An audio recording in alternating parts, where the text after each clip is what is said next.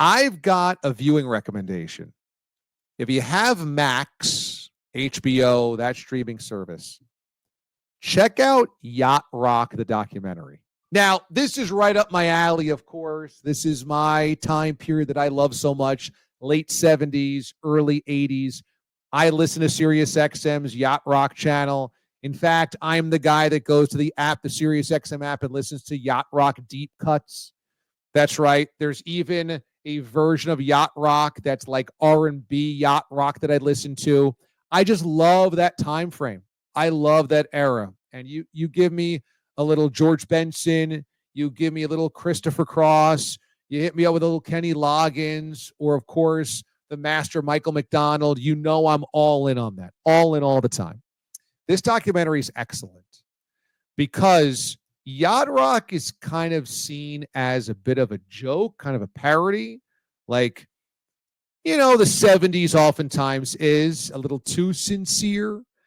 And in a day and age of sarcasm, of, detachment, emotional detachment, and, just kind of overall being cynical, Yacht Rock is seen as kind of like purposefully dorky.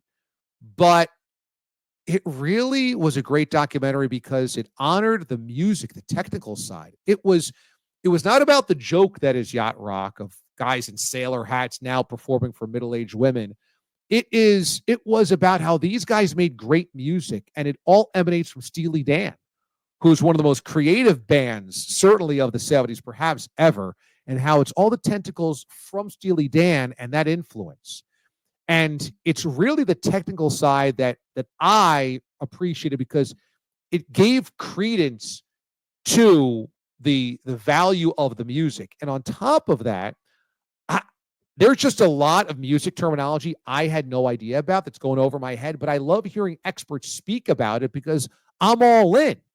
Also, they honored the parody of Yacht Rock, the digital series that spawned the name Yacht Rock, which was a web series before YouTube existed. Think about that. And that kind of spawned this whole genre being named and labeled that. They were all over it, which is great that they kind of honored those guys. They knew their stuff. It went over the year by year about how Yacht Rock basically won the Grammy for Best Song or Best Album every year from like 79 through 82.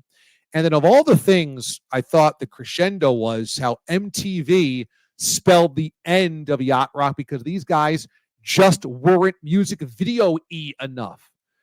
So who they got to speak on it, how they pieced it together, the storylines underneath, how they tied it all up at the end. They got McDonald. They got Christopher Cross on camera. They got Loggins on camera.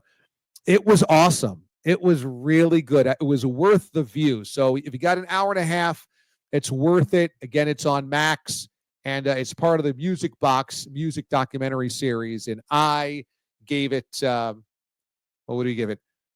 I'd give it 4 out of 4 or 5 out of 5. Kenny Loggins, Michael McDonald, salt and pepper beards.